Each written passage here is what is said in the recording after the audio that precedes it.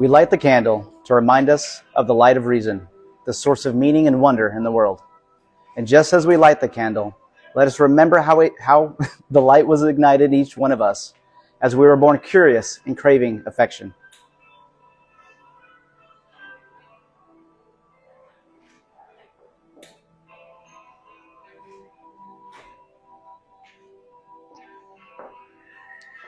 We close the candle and the lantern to remind us that the light must be protected.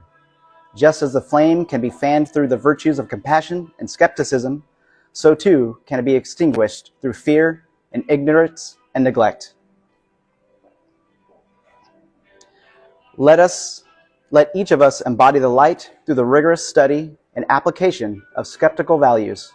Let us spread the light through our shining example and through education and outreach. Let us protect the light by standing up for science and reason wherever darkness gathers. Be the light, spread the light, protect the light.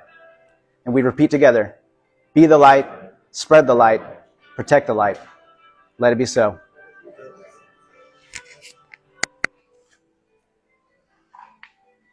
Awesome. Thank you. Thanks, Adam. Okay, cool. Welcome. Nice. Welcome, everybody. Thank you. We're off to a little bit of a late start, which always just means I'm going to have to rush at the end, and we'll cut out most of my presentation. But that's cool. See a lot of new faces. Thank you guys for coming. See a lot of returning faces. It's always nice to see the mix of people that we get.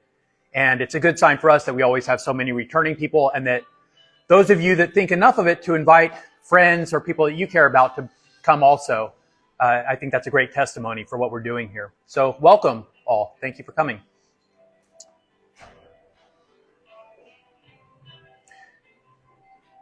We're back at the Schimmelfinnig Library. So this is where we had our very first sanctuary. We are now having our 7th. We've had 6 in and around the Metroplex, and we had 1 in Southern California. 7 in total. So we're about half a year into this, which is quite remarkable. We had 2 in November, since we had 1 in California and 1 here. Both of those now are up on our YouTube channel. So we are doing a live stream. Is my mic on? Yes, thank goodness. Hello, everybody on the live stream. So we also put these up on our YouTube channel. Those are there for you to review and watch in your own time. And if you are sharing this with people and they're curious what it's about, this entire thing will be up on YouTube as well. We're a little behind because our last one is not up yet, but that will be up shortly.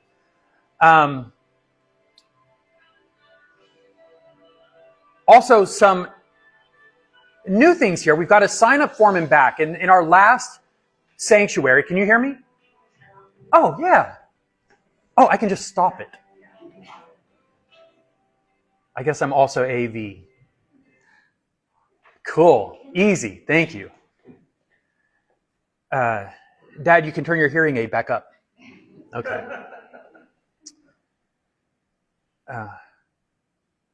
Trent asked me if this was serious, and it is. This is an earnest endeavor, what we're doing here. But we'll throw in some jokes. It's not that serious. We've got a sign-up form in the back. At the last service, we talked about one of our community members. Her husband passed recently. Ex-husband passed, and their son, who also attends. They're not here today, but last time we offered support and comfort to them, and we'd also like to extend that gesture of support and give some real help to them. They're about to move back into the house that they used to share with her ex-husband. There's a lot that has to be done to get the house ready. They have some friends that are coming to help with odd chores around the house. We have offered our support as well as the community. So if you're interested in volunteering and being a part of something like that, we've got a sign-up form in the back, which Celina is holding up for your attention. It also has a QR code on it. You can use the QR code just to be added to a WhatsApp group chat for updates on this particular exercise. The group chat is narrow in scope. It's only about this volunteer effort. And if you don't want to do WhatsApp, also we just have the old analog form. You can write your name, email, and phone number if you'd like to help with that. So thank you. So our mission here is to provide an alternative to conventional faith-based religions. Ministry of Skepticism provides a rational approach to spirituality, and we offer an evidence-based framework for the contemplation of meaning and significance and morality. We are spreading the light of scientific skepticism through the promotion of rationality and critical thinking and scientific literacy. And we are trying to build a community for people who embrace a reality-based worldview and who long for a sense of meaning and purpose and connection. That's why we're here. The planetary scientist and beloved science communicator, Carl Sagan, the author of this book, author of many books, but this one has been a source of immense for subheading, A Candle in the Dark, that comes directly from this book, The Demon-Haunted World, Science as a Candle in the Dark, written by Carl Sagan. Carl Sagan has a quote that captures the spirit of what we're trying to do here beautifully. And I'll invite Israel up to share this with us. Is Israel? Yeah. You want to come read this one? Oh, and I think if I can flex more. Oh, yeah. Let's see if this works. Yeah. Cool. Wonderful.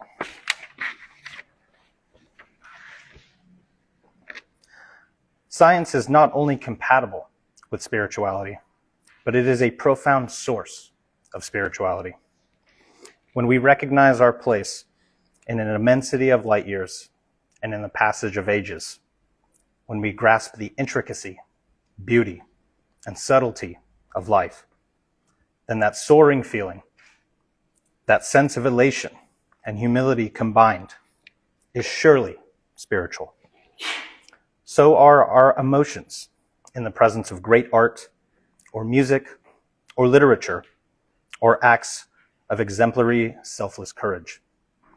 The notion that science and spirituality are somehow mutually exclusive does a disservice to both. Awesome. Thank you. Okay.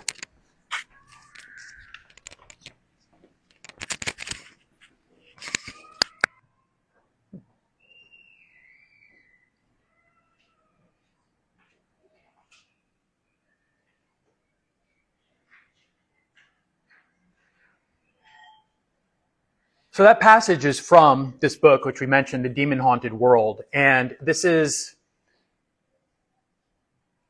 not a faith-based religion. We don't have any sacred texts. But there are a lot of books and resources out there that speak to the endeavor that we're doing here, or that we are undertaking. And this is a great starting place, an introduction to scientific skepticism from one of the greatest science communicators of all time. So for anyone that is interested, first of all, this book is available for free in its entirety online. You can download it, you can read it. So you don't have to purchase it from us or anyone else, but we do make it available. We now have in the back there copies of this book.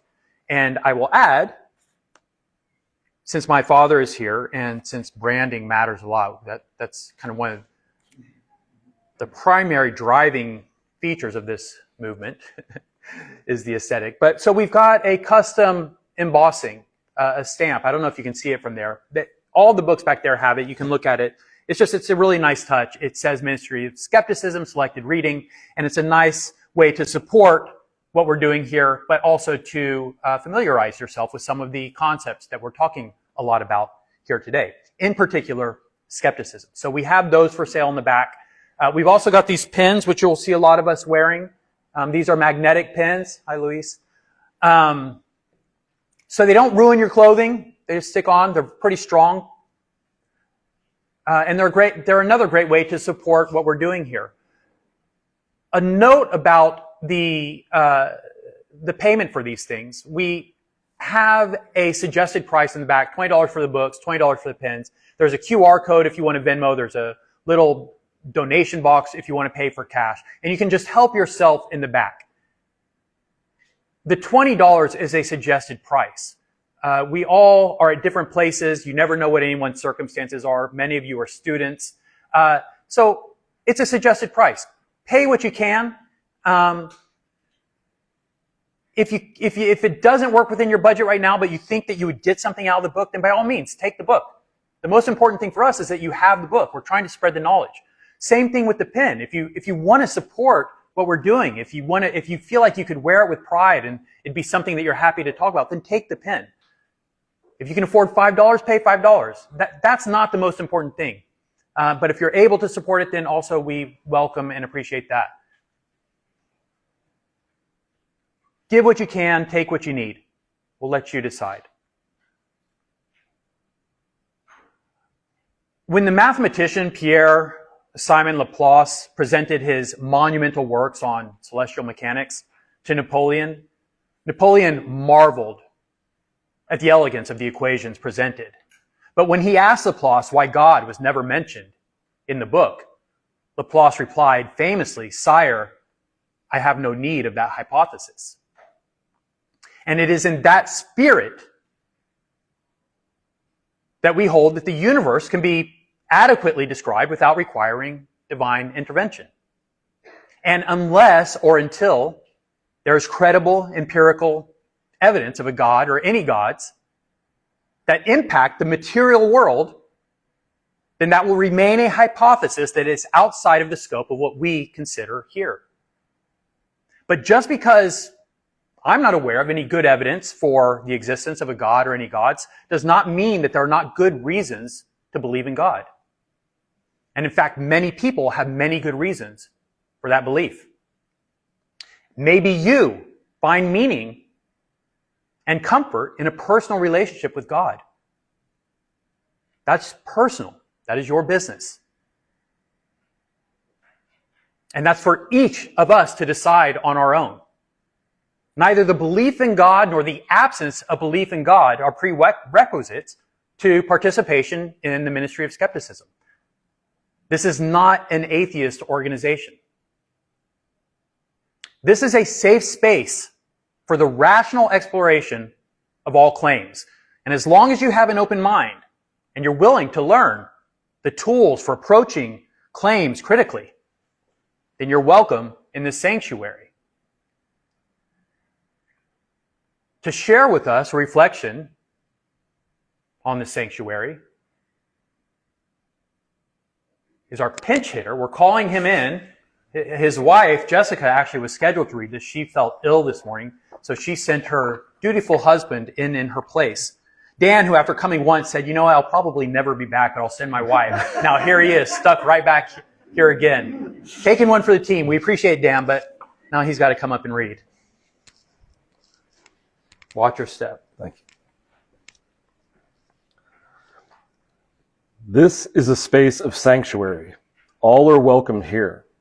There are no ideas that are forbidden, no questions that are off limits. Beliefs are personal. Each of us is free to determine how we ascribe value and meaning. In this space, claims are neither accepted nor rejected by decree. We do not offer a fixed set of laws. There is no canon, and there are no commandments. We offer patience and fellowship and the tools to guide you in your own pursuit of knowledge. Skepticism is a process, not a position. Believe what you will. What is private and personal is your own business. But for anything that can be measured or quantified, or that you hope to have validated or affirmed, so long as you are willing to follow the evidence in good faith, wherever it may lead, then you are welcome in this space. You will find sanctuary here. Let it be so. Let it be so. Well done.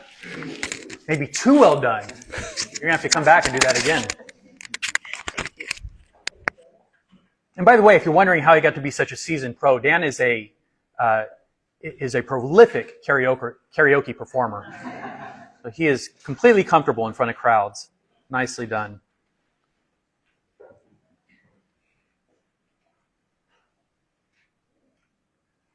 So although this is a non-theistic religion, we still take a lot of our cues, and this is obviously structured and modeled a lot after conventional religions.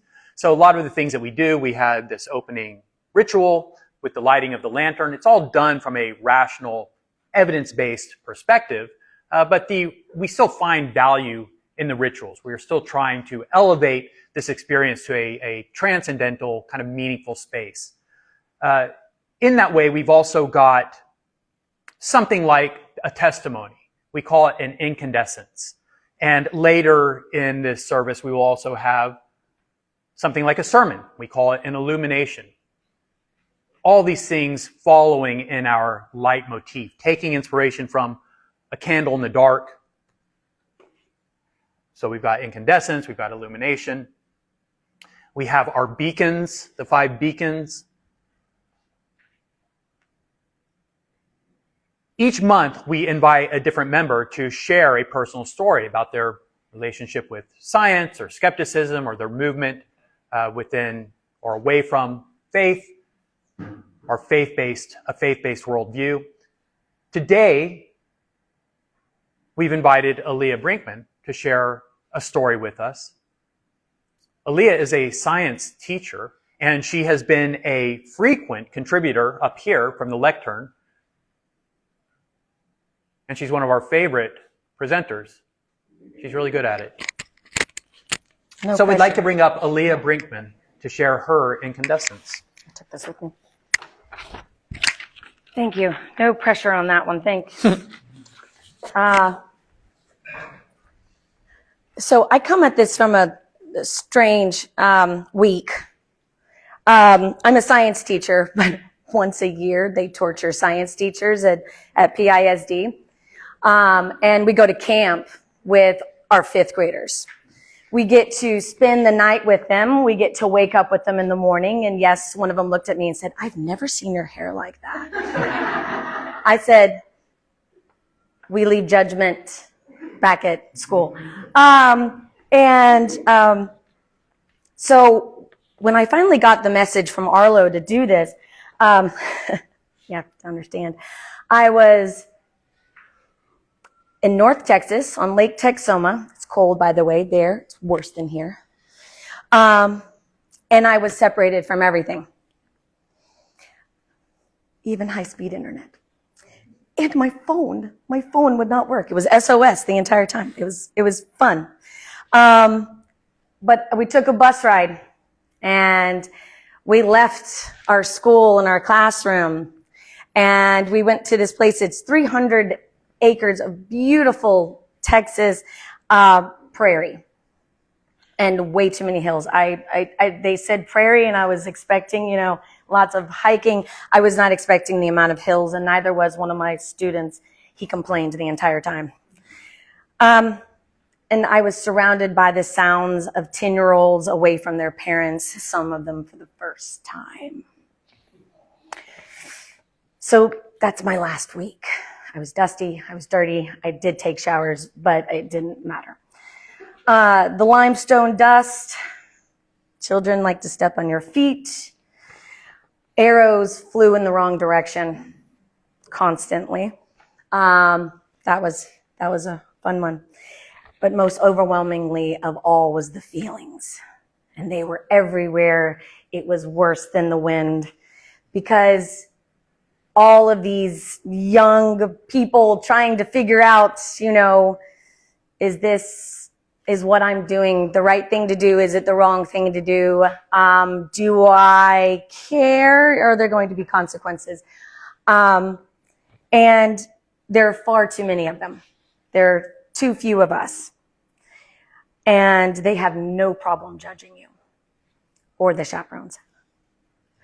Every conversation turned into a potential hostage situation. What time is lunch? He hit me? Did he mean to? When is the camp store open? Are we lost? That one was a fun one. Can I go again if I am good? They wanted me to judge. I told them I couldn't. But the incident I'm going to tell you about today is not one incident. It didn't happen just, I'm going to take a moment out and say, hey, this just one little thing happened. No, this were 50 conversations. It was at night at 9:30 when I told them to put the lights out and to stop talking. That was its own negotiation.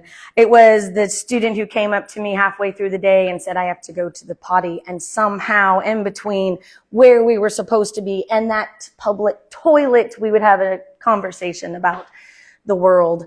And their dog, usually. I don't know why. The dogs came up a lot. So I pinched and I pulled from every single one of these conversations. And I turned it into one conversation. But before I tell you that story, I want you to try a few exercises.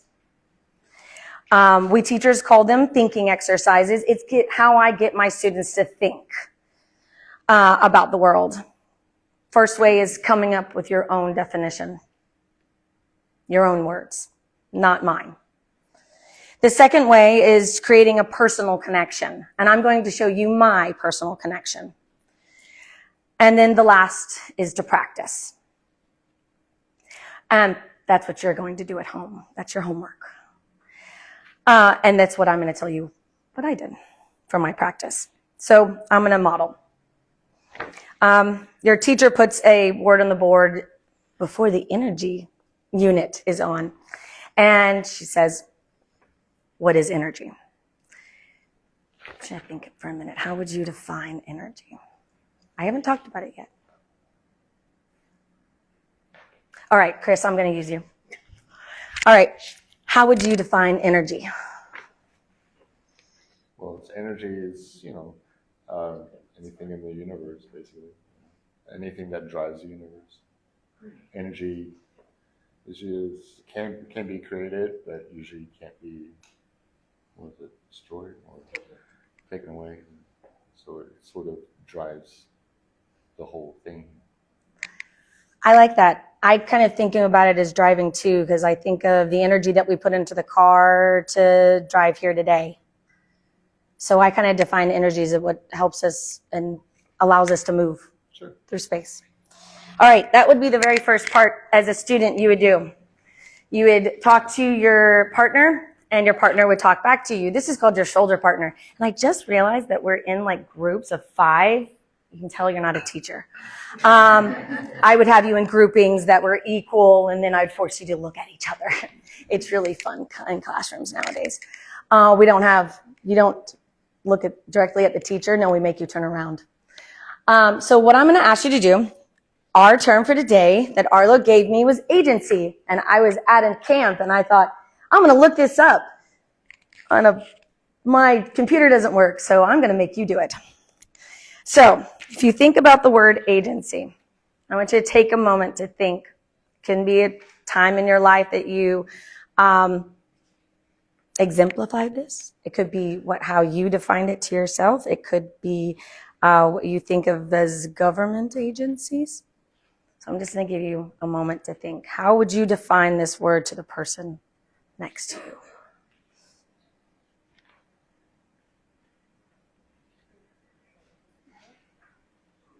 Once you have that, usually students look at me in the eye. It's the only time.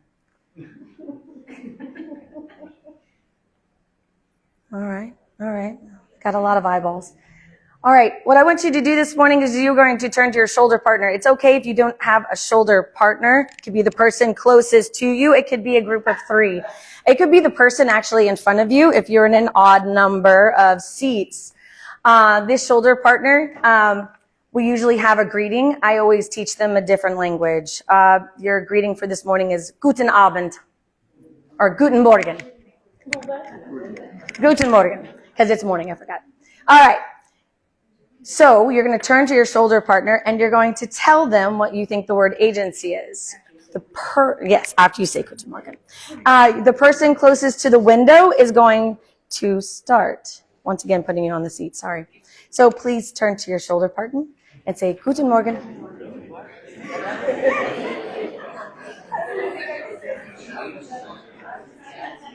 Can I have my water? Water.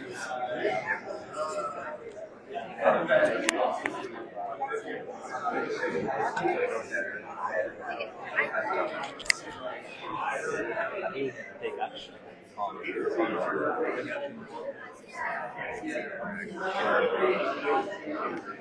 hard to define it without using the word. It's hard, right? I'm thinking of a synonym, autonomy.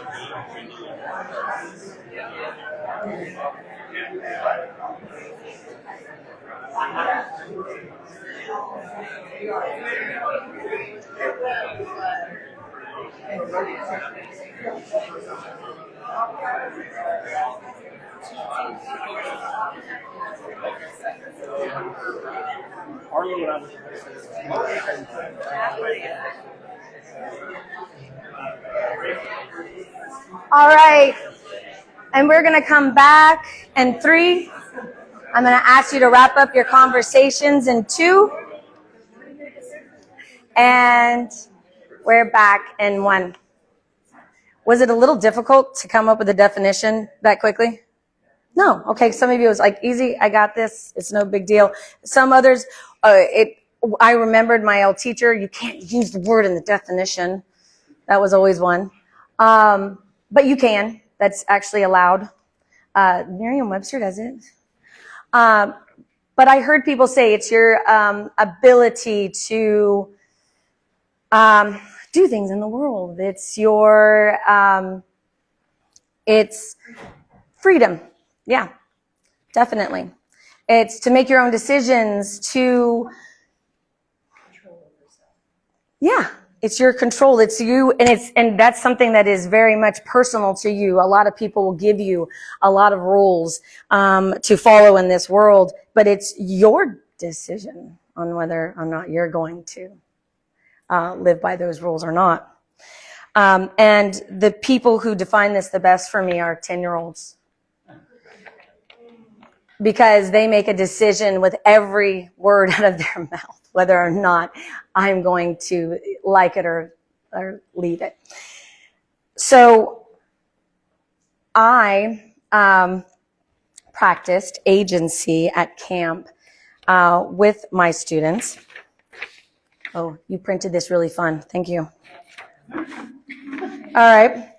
And I piecemealed those conversations together. This was my way of saying, after I was told what we were going to be talking about, I said, okay, I'm going to do this myself. And I'm not going to only try to control myself, but I'm going to try to allow somebody else to come to their own decisions as well.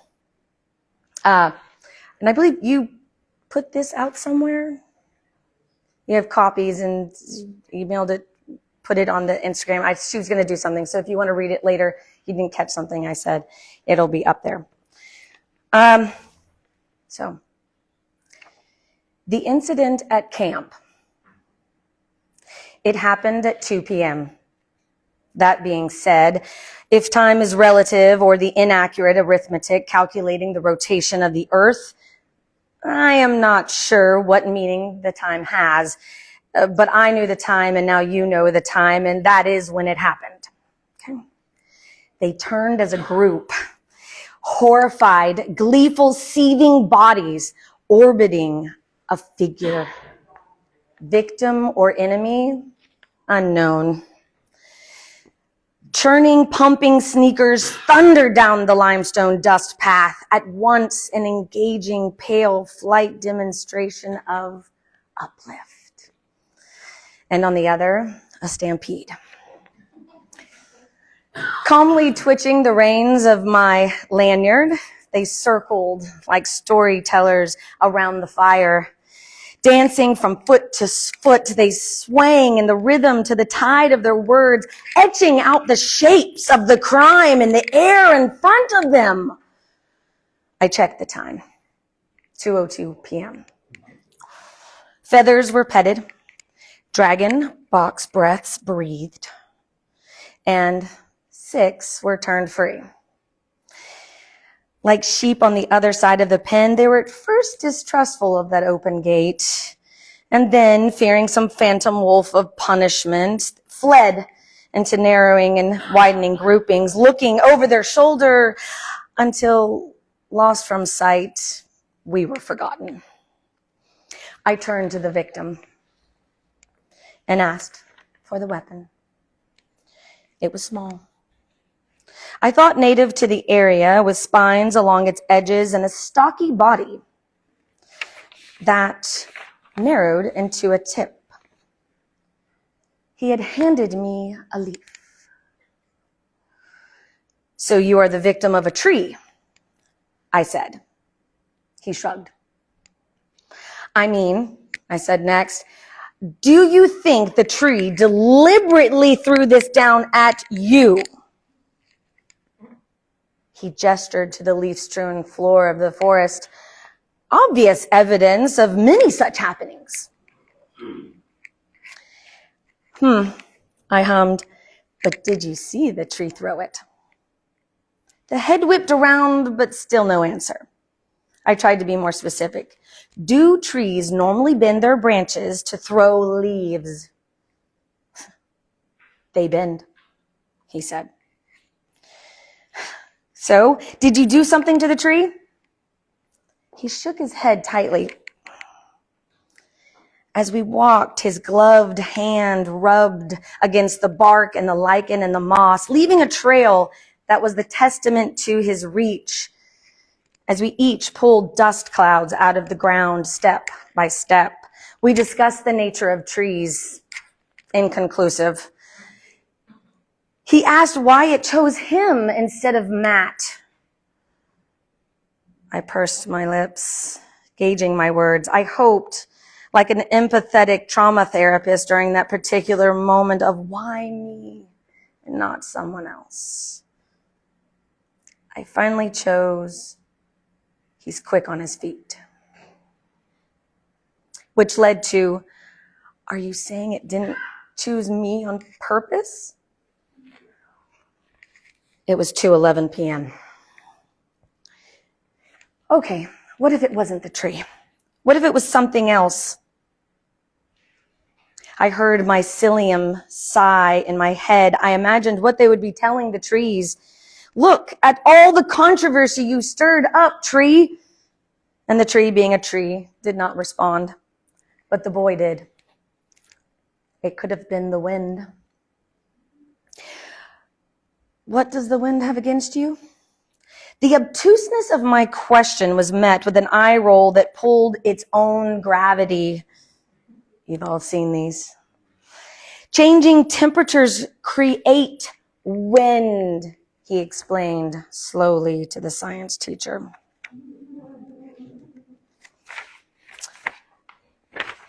Okay. What do you have to do with changing temperature? Not as much as Matt does. How does Matt change the temperature of the earth? His family owns a jet ski. A jet ski. A big one. And what does a jet ski do? It's super loud, which is why my mom will let us get one. Which is how it changes the temperature on the surface of the earth? No. Maybe. But Matt has siblings. Lots of them. Does having siblings create wind? Maybe. I don't know, but that's why they have a jet ski. His mom doesn't mind the noise. 2:13 p.m. could not come soon enough. We needed to be at the next activity in 7 minutes. Plenty of time to move a mountain or convince a 10-year-old wrong had been righted. I was almost willing to blame the wind. I was this close, but we got distracted again. Didn't you say there was a stream in the atmosphere? Yes. Like a stream of wind? Yes. Does it have fish? It's not that kind of stream. Maybe it has little fish and you can't see them. I deliberated. Maybe. You'll have to research that. But I quickly added on, do you think the fish were a part of the attack? No, he replied, gagging. I don't like fish. My look said we were getting nowhere, and his look argued with my look. Questioning was somewhere in the vicinity of where he needed to be. Touché. With a growing sense of urgency, let's table the wind, I said. Time was running out, 2:15 p.m. What else could it have been? And here the argument grew heated. The rotation of the earth, the tilt, the magnetic field, the melting polar ice caps, a girl he would not name, but we both knew who he was talking about. What time he had to go to bed. His lunch, the chaperone, that chaperone. The branch right over there that was growing mush, nothing could be to blame, and nothing is nothing to blame, and that was not today. We tilted our heads, recreating the scene. Desperate. He gasped. He pointed. He grabbed my wrist, and it was 2:16 p.m. It was the sun, he shouted. 10-year-olds have difficulty modulating the level of their voice. Just think about it. When I looked up last time, I could see the veins in the leaf glowing from the light that was hitting the other side. You said light is made of photons, and photons are particles, and particles have mass, and anything with mass is pulled to the center of the earth by gravity, so the sun pushed the leaf at me. Oh, I wanted to give him this one. This one was good. Well argued. Like the wind, I could have given in, but I didn't. What if I told you photons weren't that kind of particle? What kind of particle are they? They don't have mass. 30 seconds passed. The sigh was profound. So it was the tree, wasn't it? He asked. I looked at him. I looked at the nearest tree. It looked rather culpable. I raised my fist and I spoke sternly, not yelling. You shouldn't have done that. Next time, I want you to think before you act. Making better choices means thinking about the consequences. My arm fell, but I kept the tone in my face. His sense of justice appeased, he left. It was 2:18 p.m. We were 2 minutes early. I took my backpack off. I set my butt on a rock, also limestone, which, had I thought about it, would have consequences for my genes. It was in that last minute between 2:19 and 2:20 that I looked up and I comforted myself. The unseen mycelium gossiped beneath me. The organisms in the wind, perhaps now swimming upstream. Noticing how each and every object was weighed down, absorbing the spectrum of light. Where did they go? All except the color reflected back at me. Green and heavy with light. Thank you.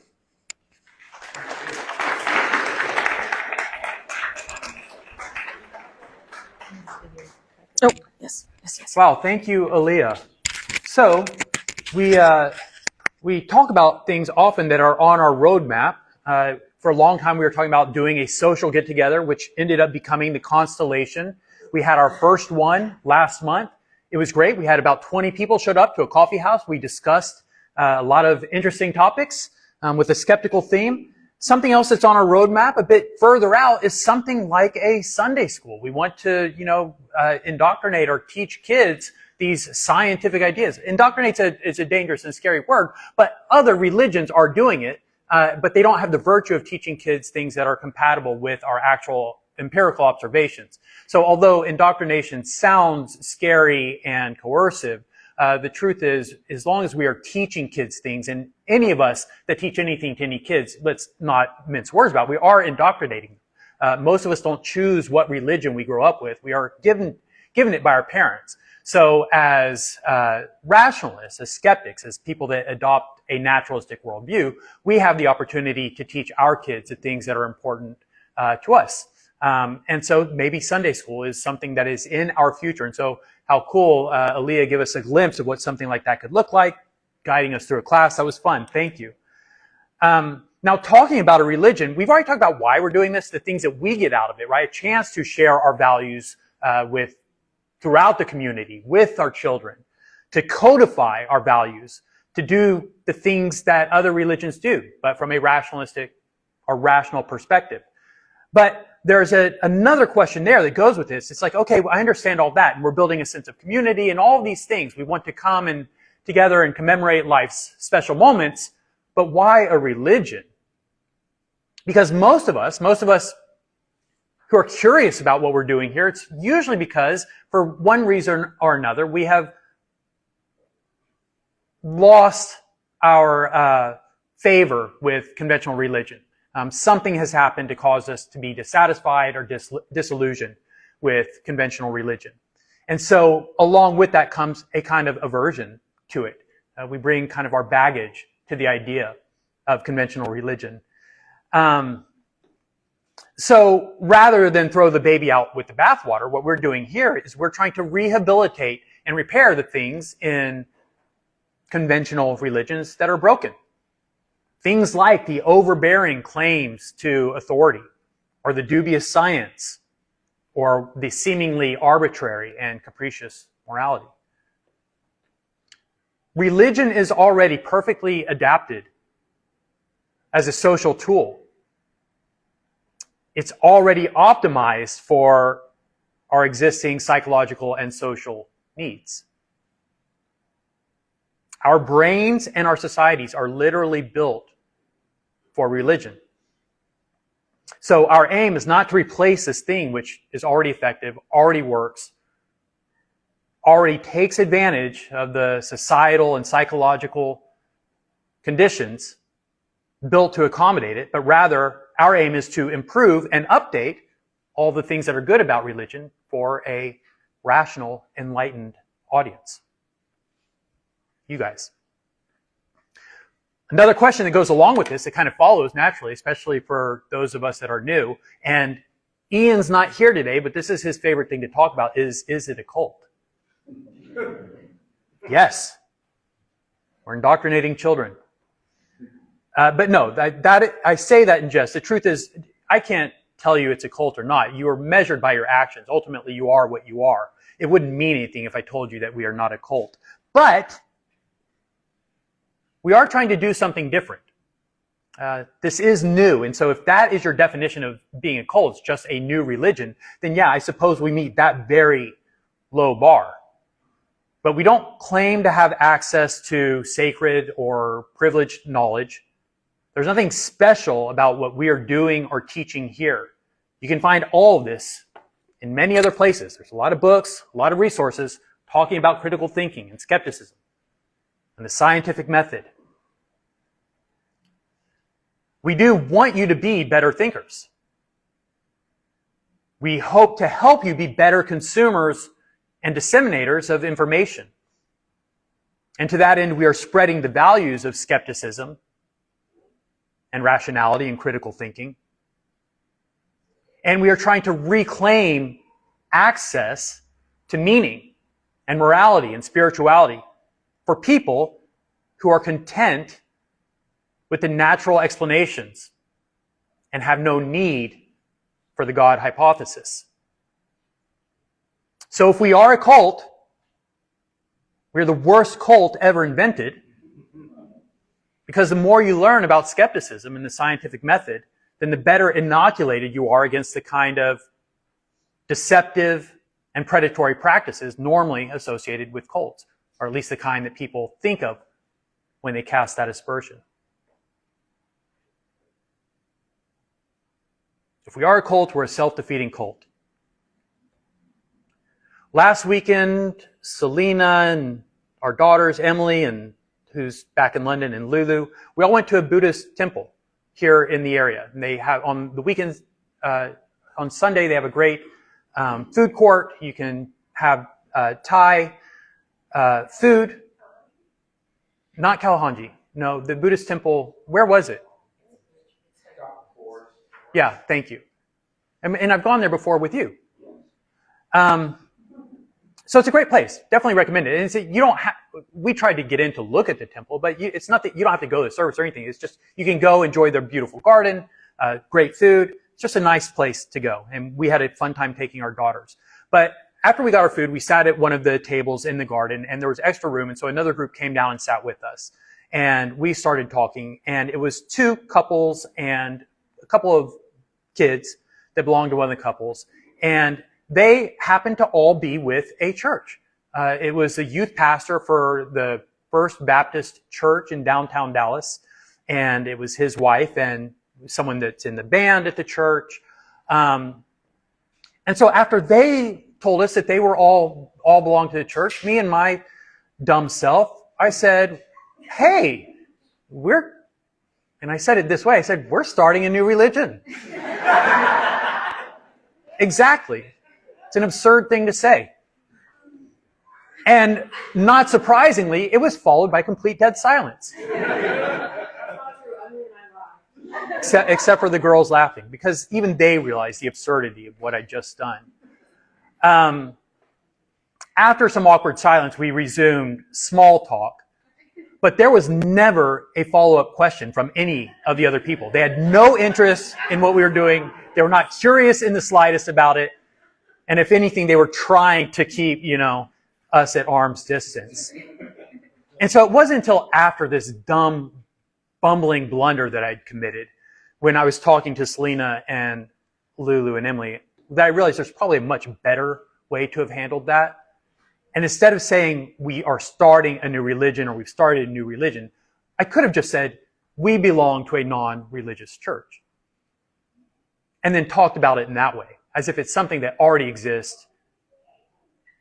And I think that's helpful for all of us, because this goes to the question, of why a religion? Is it a cult? Implied in all that is there's kind of a messaging problem with starting a new religion. So that insight was helpful to me. Maybe it will be helpful to you. Most of you guys probably aren't out there saying you're starting a new religion, so you might not ever encounter this. But for me, it was helpful to say that it's something that I belong to. We have one more short prayer. We're going to take a little break. Oh, and dang it, Celina, I know that you always ask me to do this. My mic is on, but I should have said a long time ago that because we went through the trouble of printing and giving you guys all these reflection books, prayer books. Hopefully it's self-evident, but it's my bad that I never say anything. All the prayers, all the reflections that we're reading are in these books. If you want to follow along, they're all in there. And I could have been doing you guys the service of saying what page we're on, things like that. I've been a very terrible host and guide in that respect. I apologize. But going forward, just know that these are all in your reflection books. And so, yeah, please follow along. But also, we've been handed out program guides that just are a brief outline of today's, the procession of events, just to help give you a guide of where we are. And so where we are about to be right now is at our first break. But first, we have a short reflection that I think you can find on page 10. This is the gratitude reflection. And Sera is going to come and share this with us. Thank you.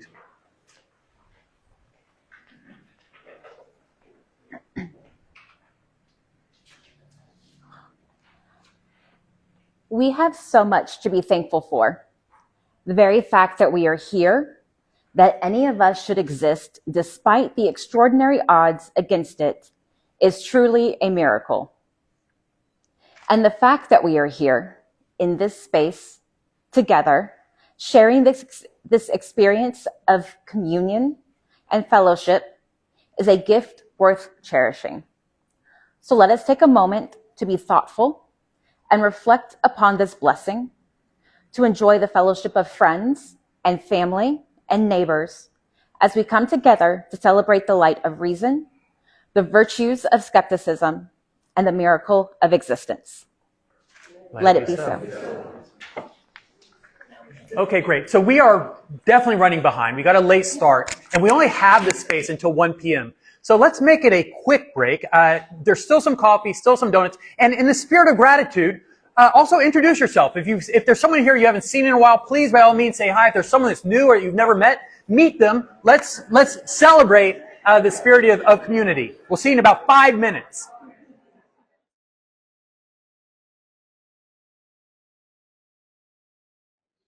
Is it cold in here? Yes. We have a lot of bodies, and I'm still like freezing. Huh, interesting. Yeah. They just don't want people lingering in here, so I get... and to that end, we're going to bump right up to our maximum time limit here. But so every sanctuary is an opportunity to come together, to celebrate friendship, community. Hope you guys took advantage of that. I saw you all talking and socializing. That was great. Maybe you talked to some new people, met some new people, talked to some old friends. But it really is a blessing that we get this opportunity, and we're right to celebrate it. But we should also be mindful. There are two sides to every coin, and not everyone is so fortunate. There are plenty of people that couldn't be here with us today. There are people who are no longer with us. And there are people who certainly are grieving or struggling with mental or physical health issues. We may even take a moment to reflect and be mindful on our own struggles. Each of our fates is tied to a random roll of the dice. And accordingly, we should be mindful to balance our gratitude with thoughtfulness and compassion. And this is a good time to remind you that we have that sign-up sheet. If you want to help volunteer and contribute to help Jenny and her family, we will have that sign-up sheet, and you'll be able to get to it after the sanctuary if you're interested. And also, I see some of the pins are gone. Good. So some of you guys are helping yourselves to the pins. Great. That's great to see. To reflect on compassion, I'd like to bring up Danny. Make sure that Danny's mic'd up, and he's going to share. On page 11, we have a reflection on compassion. Thank you. Well, good morning, good afternoon. Thank you for helping yourselves to the donuts, because last time I had to take those home, and that's my weakness, and it wasn't Danny good. Brought the donuts. Yes. Yeah. Thank you. Donut guy now. So. Our hero. Yeah. We're going to be speaking about compassion. Even as we recount the things that we have to be grateful for, and there are many, let us also observe how much of our fate is determined by circumstances outside of our control. There's not one among us who deserves credit for choosing their genes or their parents or where or when they were born. And neither is there one among us who deserves blame for their burdens or their afflictions or their shortcomings. It is a fact of nature that our fate is neither a reward nor a punishment. No one deserves praise or blame for their being. Let us view the world honestly and see each other truly, and recognize that all are deserving of compassion and grace. Let it be so.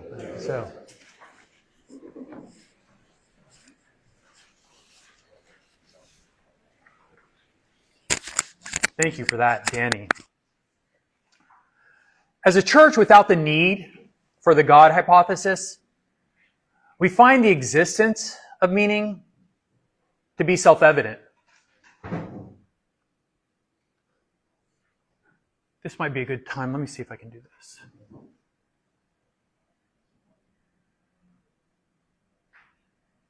Because Alia, in her presentation, mentioned that one of the things we're talking about here today is agency. So we do have 5 beacons. I'm not going to go all into the weeds on this stuff, but there is actually a framework here that goes along with the religion. I said that we're not a cult. There's nothing special about our teachings. There's nothing here that you can't find anywhere else. But if there is anything that is unique about what we're doing, it's just that we are creating the framework within which we can talk about these ideas, None of these ideas are new or unique to us. There's nothing divine or sacred about them. We're just sort of coordinating them in such a way that gives us a jumping off point to talk about these things. So each month we go to a different one of our beacons, and that provides the inspiration for the things that we'll talk about within this sanctuary. And within each beacon, we have a revelation. In this case, it follows from the beacon of agency, existence is meaningful. And then we have a virtue. I am motivated. Our motivations come from our genes and from our neurology.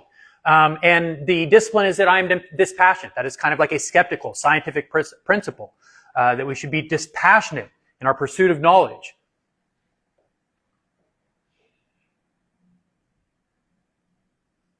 When I give the illumination in a bit, I'm going to be talking about dispassion.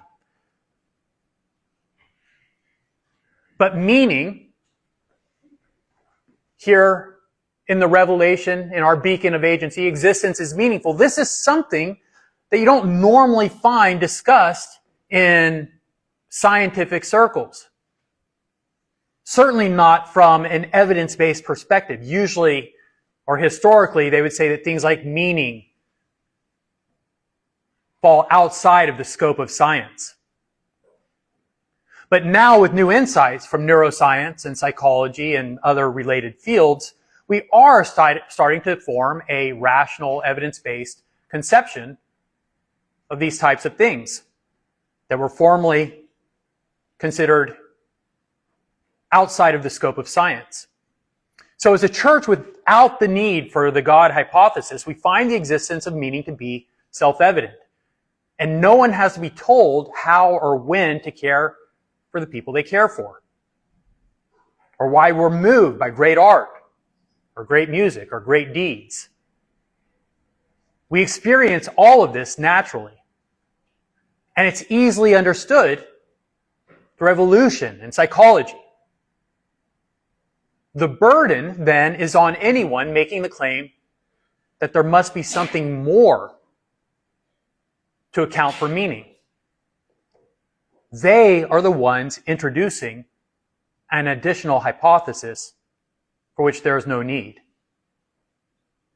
To share a reflection on meaning, we're going to invite up Dorothee. And Dorothee, in case you didn't notice, Devion is not here. So you'll be sharing the whole thing. And you're actually going to read it. So if anybody asks me how Dorothee did, What page is on? I will give an honest 12. appraisal. Page 12. And it's on page 12. Thank you. We only gave out new prayer books or reflection books. Is that right? No? Oh, some of you have old ones. If you're wondering if we're getting the page numbers wrong, we do have a couple of different versions of the reflection book out there, but they're easy enough to find. We're reading meaning. Page 12. This is an extraordinary and extraordinarily improbable event. For the entire history of the universe, some 14 billion years, and spanning the breadth of the entire cosmos, over 2 trillion galaxies, we are the only example, so far as we know, of the universe becoming self-aware.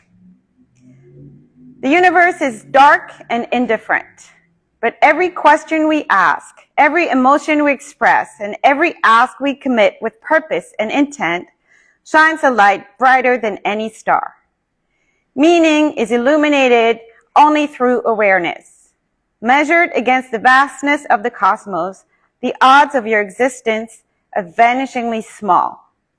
Yet, here you are, made from the same stuff found in the planets and the stars, contemplating the meaning of existence.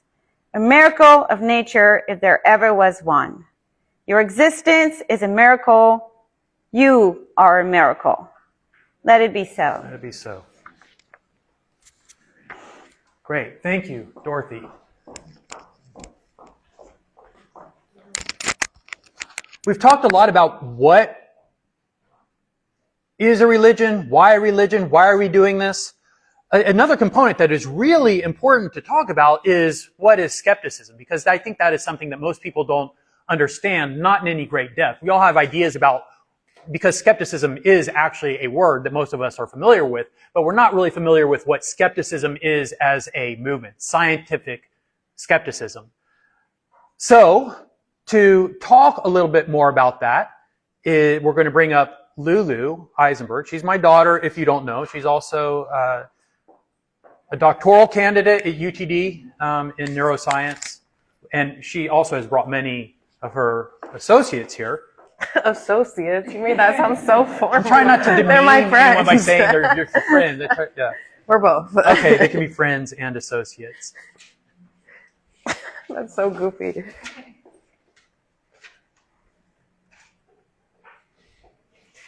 Okay. If you've been here before, you hopefully know what skepticism is by now. And if you have not, you might be unfamiliar, so it's important that we're all on the same page. And this is important because obviously it is the basis of this religion, and it can also be commonly confused or misinterpreted.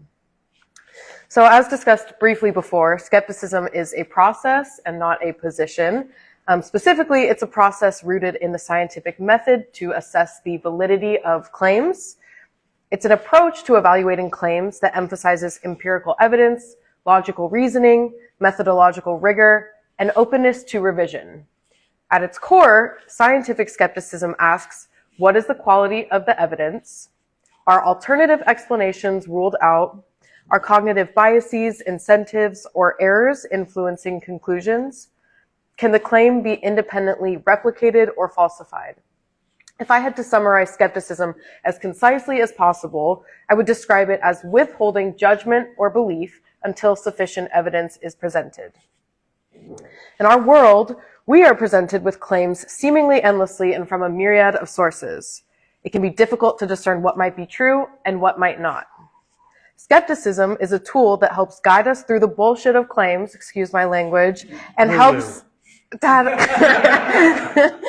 helps us understand how to identify those claims grounded in strong evidence, bringing us closer to the truth as we can reasonably know it. And a little sidebar here. I want to be clear, I do not necessarily believe in ultimate truth, but I do believe that science and skepticism are the processes that bring us closest to truth, whatever it may be.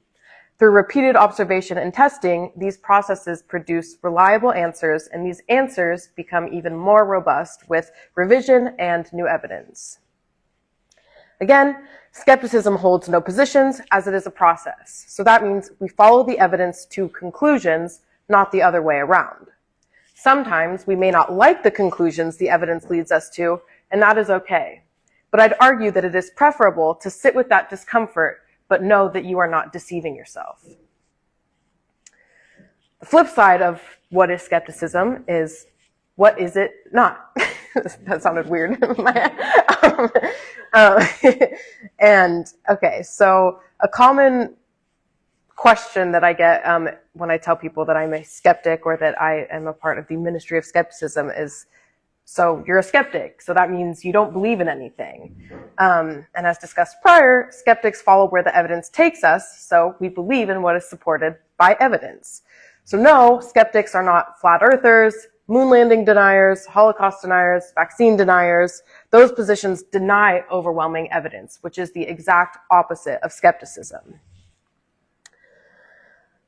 The shape of the Earth, the moon landing, the Holocaust, and vaccine efficacy are all extensively documented and strongly supported by evidence, so skeptics accept these facts. In those cases where people do not, they are latching onto an idea and seeking out resources that confirm their idea. Skeptics do not start from a conclusion. Again, we see where the evidence takes us and form our beliefs based on that. I want to emphasize as well that where the evidence takes us is ever changing as new evidence is provided. If credible, verifiable evidence that challenges our current understandings of the world come about, we update our beliefs accordingly. And I want to talk a little bit briefly about the history or the origin of skepticism and some prominent skeptics.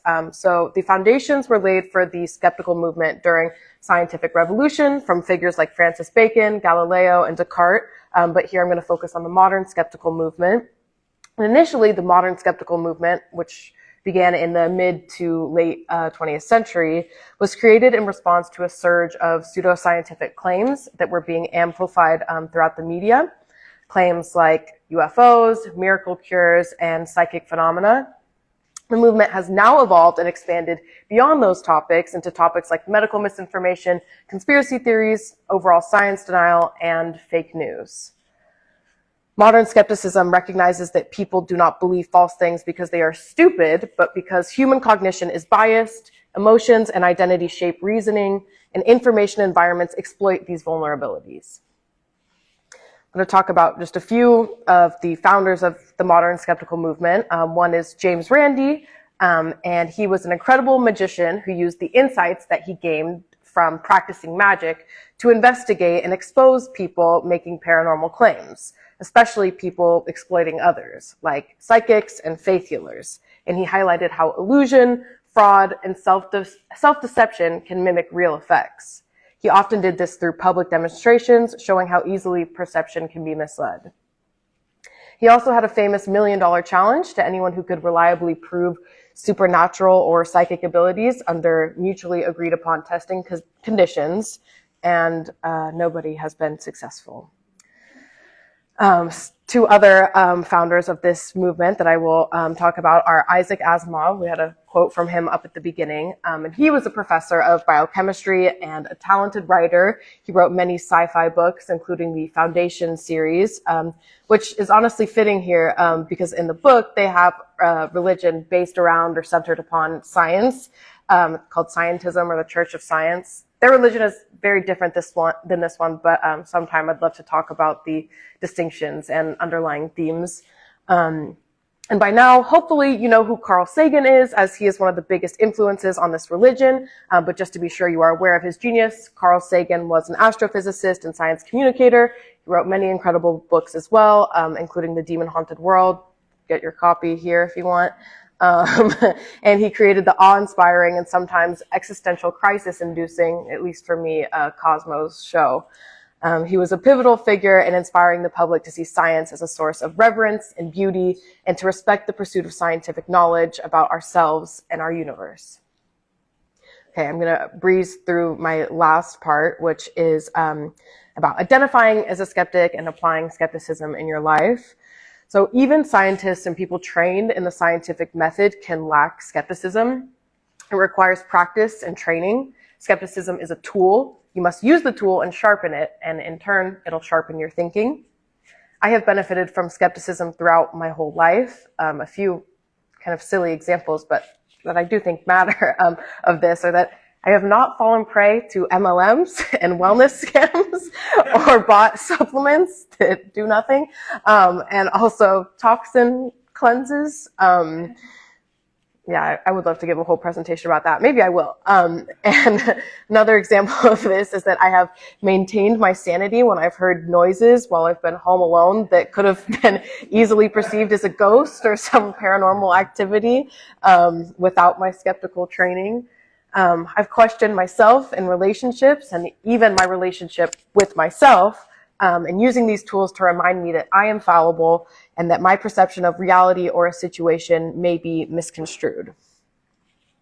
I've used these tools in the production of my own research as a PhD student and in the evaluation of others' research.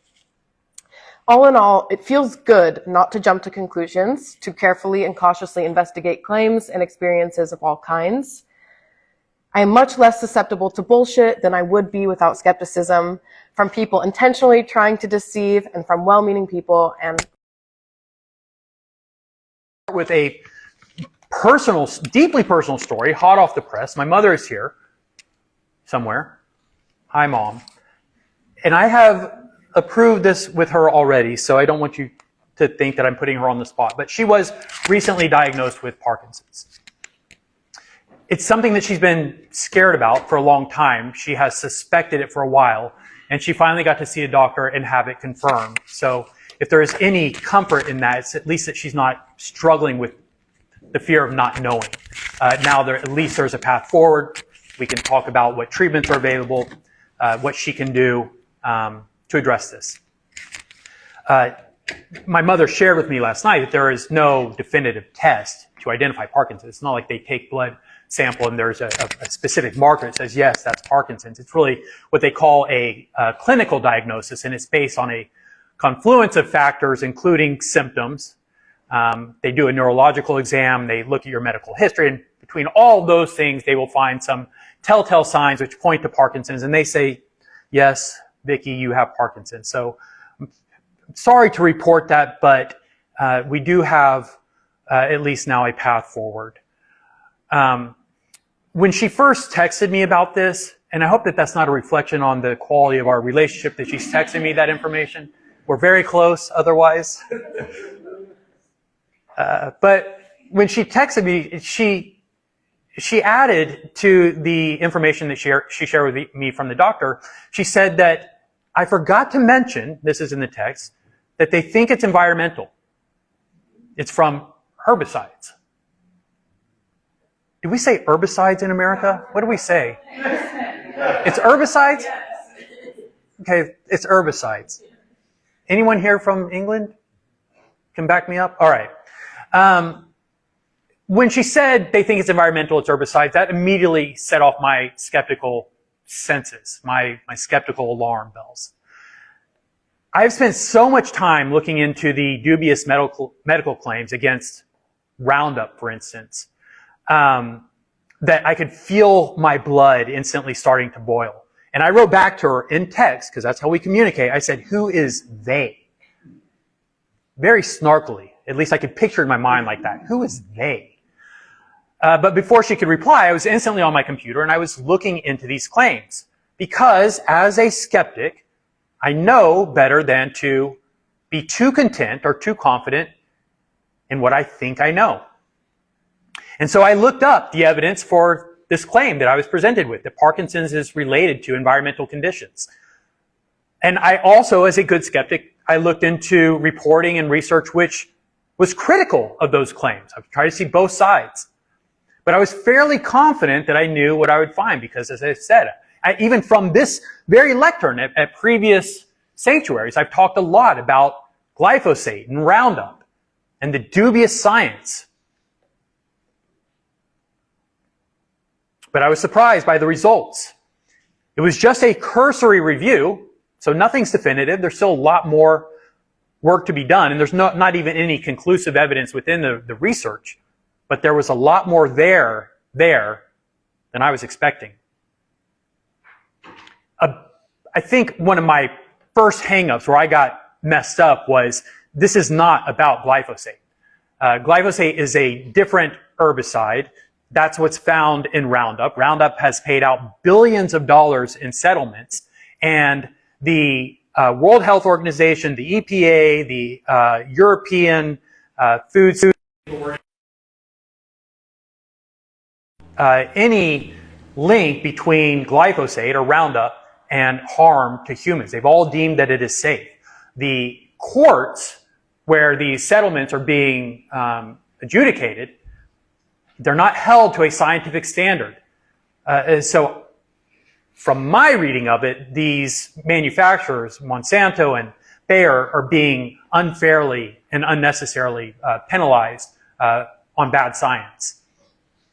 But this is not the same thing. What we're talking about here, this relationship between a different herbicide and Parkinson's, is not about glyphosate. It's about a herbicide called paraquat. And when I looked into this, there's a lot more there. There's not a definitive link so far that's been established, but there is credible geographical data that shows increases in incidences of Parkinson's around areas, generally, typically this would be farming locations, where a lot of these herbicides are used. Furthermore, there's a chemical in paraquat, in this herbicide, called MPTP. That's a neurotoxin, a potent neurotoxin that causes symptoms and brain damage mimicking Parkinson's. So there's actually a plausible mechanistic pathway. Nothing like that exists for glyphosate and Roundup. So this is a different situation. And I haven't mentioned yet, I should have said glyphosate is associated with non-Hodgkin's lymphoma. Paraquat, there's no clear mechanistic pathway that's been proposed yet for non-Hodgkin's lymphoma and glyphosate. Anyway, the point of all this is not to present a verdict one way or the other. It's just to talk about the skeptical approach to claims. And here, when we're focused on the beacon of agency and the virtue or the discipline of dispassion, I had to pursue these new claims dispassionately. I already had my biases that I brought into it about previous research that I'd done about herbicides, so I thought I kind of knew where this was headed, but I was wrong. But also my mother, it's my mother. And so I don't want her to be hurt or harmed by corporate greed or malfeasance, so I have now a personal vested interest in it. But all these things are biases, right? You can find all these things in here, things that I have to be aware of. So as skeptics, as good skeptics, we identify and account for our biases. We pursue the truth, or the closest approximation to it, dispassionately. I am dispassionate. At least I aspire to be as a good skeptic. Charles Darwin wrote in a letter in 1861, I have steadily endeavored to keep my mind free so as to give up any hypothesis, however much beloved, as soon as facts are shown to be against it. And this is the spirit of scientific inquiry and dispassion. We have to be willing to abandon our hypotheses and our preconceptions, no matter how precious or beloved they are. I have a tattoo on my arm, somewhere, which you can't see, but it is a heart of stone. And it's inspired directly by another quote from Darwin, but also in this same spirit. In this one, Darwin wrote, it's difficult to get rid of the belief that a scientific man ought not to have wishes or affections, a mere heart of stone. And this is what we mean when we talk about dispassion. Not that we should have a heart of stone in our personal affairs, but that we should maintain a heart of stone in our dispassionate pursuit of knowledge. We have to be free to follow the evidence wherever it may lead, and we can't care too much about the results. Skepticism is a process, not a position.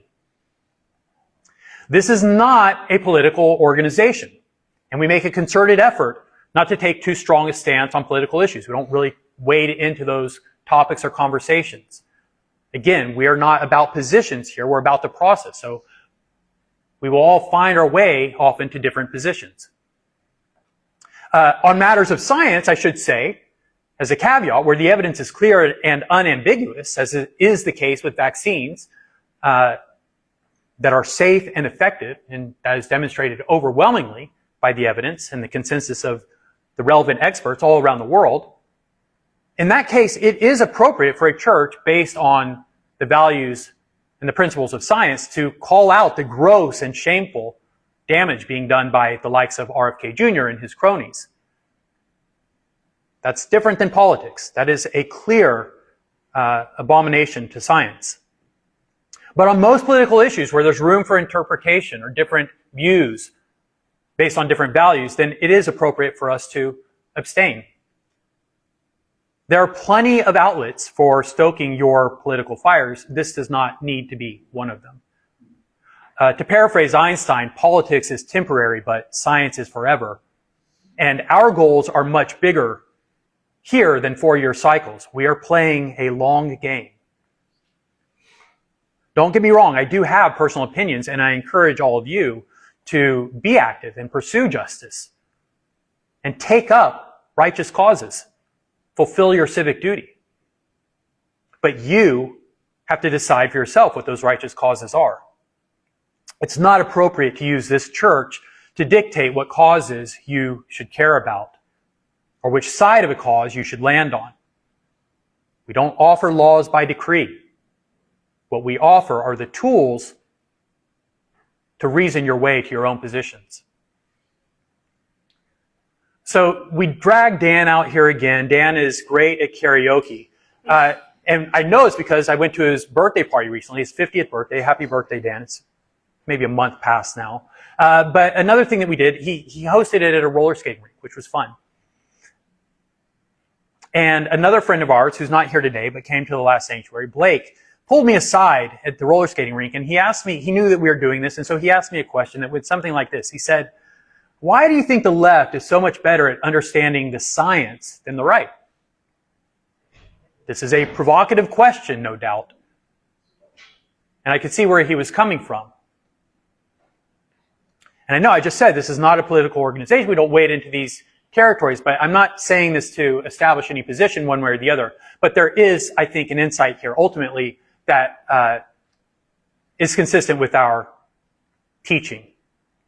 So it was a provocative question. I could see where he was coming from. The right has been slow to acknowledge climate change, for instance. They seem antagonistic toward renewable energy. They're anti-vax and anti-masks. But instead of answering the question to Blake directly, I offered him a different hypothesis. I said, well, what if there's actually not that much difference between the left and the right in terms of scientific literacy? I said, well, if it just so happens that much of the science lately happens to line up with the policies that liberals care about. The evidence shows that climate change is happening and that it's caused by humans. The evidence shows that vaccines are safe and effective. These are causes that left-leaning people take up. The evidence backs it up. But if you go back in time, and you don't have to go that far, you get a really different profile of the kind of person that is anti-vax. In fact, you're far more likely to find a liberal, holistic, New Age parent who's choosing not to have their children vaccinated than a right-wing Republican. It wasn't until COVID, when the anti-vax cause was taken up by the MAGA movement, that the script flipped and Republicans suddenly became the anti-vaxxers. And so what happened here? It's not likely that liberals all of a sudden discovered, joined the Ministry of Skepticism and discovered a fervent embrace of science and the safety and efficacy of vaccines. What happened, or what is more likely to have happened, is that their politics switched, and then it just happened to line up with the evidence. Furthermore, left-leaning liberals are far more likely to embrace organics and supplements and distrust the science of GMOs. On trans issues, many on the right would argue that liberals are out of step with the science. So much so that even left-leaning academics, including experts in relevant fields like biology and evolution, are being canceled or called out for defending scientific positions that are viewed as anti-trans. And again, my point here is not to wade into any of these topics. I'm not trying to establish how right or wrong any of these positions are, but it's merely to point out and to show how much your politics can influence your view of ostensibly objective facts. And it goes both ways. I think I confess, I am liberal leaning. And I think as liberals, we can often feel like Blake felt when he approached me with this idea, hey, we're on the right side of science. But it's through no virtue of our attitudes of science or our scientific literacy. We just happen to line up with some things that right now better align with the facts.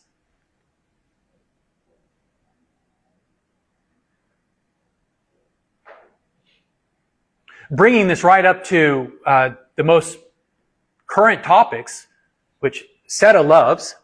That's what she's always advocating for. She wants more hot takes, more current topics. But we need look no further than the stark political divide over this seemingly unambiguous video footage that documents the tragic killing of Renee Good. This has divided the nation, and we're going through this right now. But however you are likely to view that footage, and there are two starkly different views of what happened there, it can almost completely be predicted by your political leanings. And once again, lest you think as, a smug liberal, and I consider myself, that's where I kind of fit on the spectrum. But you think that we are on the right side of history here, right? We have the clear objective reading of what happened there in that video. I'd like to return you to 2020 for those of you that remember when Kyle Rittenhouse brought an AK-15 style rifle to a Black Lives Matter protest in Kenosha, Wisconsin. He was attacked by a mob of protesters. He shot 3 of them, killing 2. This was all caught on video, just like the execution of Renee Good. And Rittenhouse's lawyers argued that it was self-defense. He was acquitted on all charges.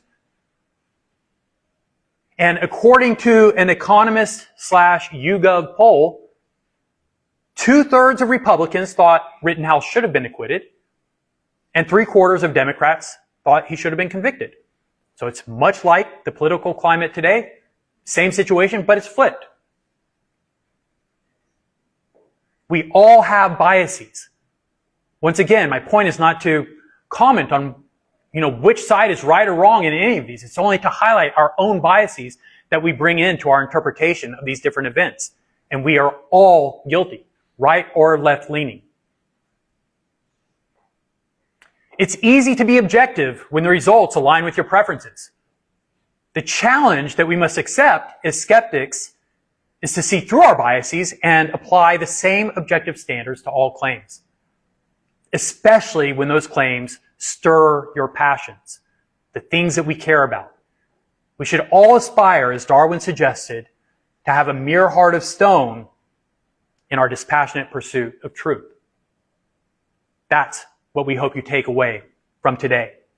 One final note before we go into our final closing ceremony, but since we're talking about current topics, I would like to acknowledge what's happening in Iran. There's a revolution afoot.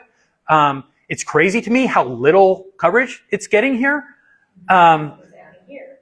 What's that? There's too much happening here. I guess so, but I mean, as a member of a self-described non-religious religion, here to see people rising up against an oppressive theocratic regime, I mean, that is a powerful, this is a powerful thing that's happening. And in the spirit of skepticism, lest I appear too eager to kind of embrace or impose a self-serving narrative on this, I recognize the role that the crumbling economy is playing in this revolution. It's not just all about rising up against an oppressive theocratic regime, but nonetheless, my heart, our heart and hopes are with the Iranian people as they fight for change. Okay, so moving back to our procession here, our service, we are going to do the final closing ceremony. As I said, we're going to bump up right against our closing time. Are you making announcements? Oh yeah, thank you. So some quick closing announcements, and then we will do the iron and glass. Our next sanctuary, Dan,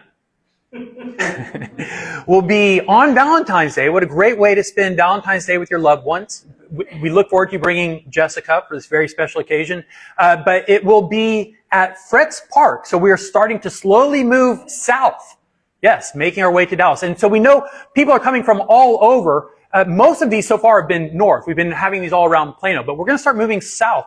The one after Fretz Park, I think I can go ahead and say, is going to be White Rock. So for some of you that have made the long drive out here, thank you. But you won't always have to bear that entire burden. We're going to start moving it around. That's February 14th.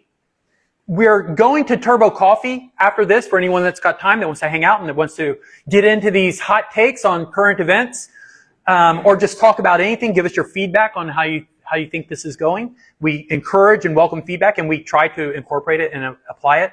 We also have had our first constellation. You should have all received little flyers that give you the date for the next constellation. That is an evening thing. It happens at 7 p.m. on a Thursday. So for anyone who Saturday mornings are difficult, we've also got the constellation that is much more social. It's just talking. It's not like a service. It is much more social. So please join us for our next constellation on January 29th. If you enjoyed this, please come back. Thank you for all of you that have come back. If you think that you know someone that will find something or get something of value out of it, and I see some of you have brought friends, thank you for coming. Continue to spread the word. We want to grow this. This is an important message we're sharing. We want to spread it, absolutely. Spread the light. Celina is going to come up to lead us through Iron and Glass, and LuLu, I guess we'll need 2 people to help with the lanterns. So LuLu, maybe Sera can do it. And maybe Julie, you want to do it? So, yeah, go ahead. Do you have a mic?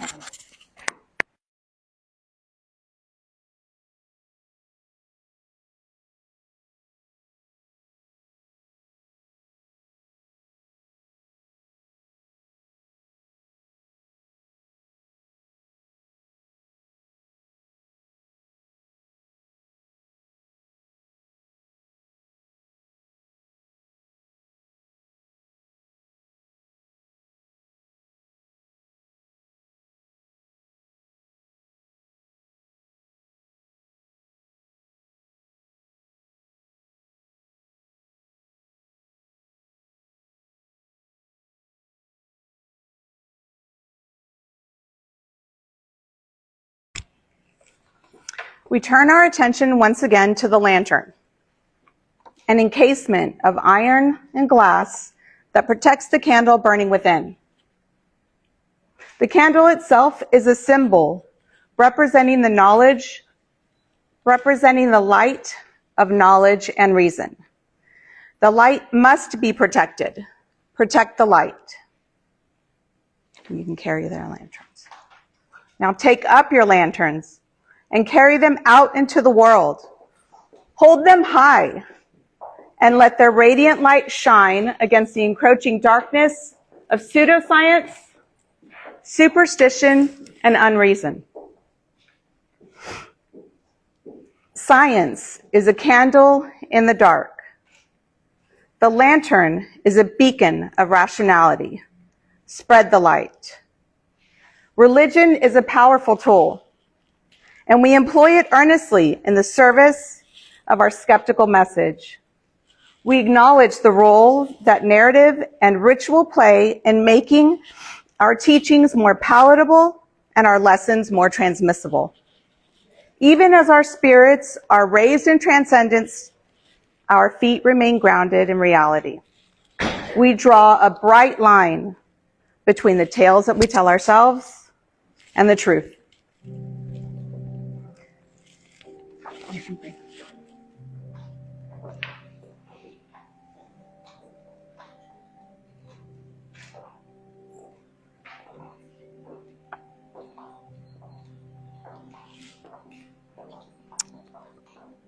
And you can blow out the candles.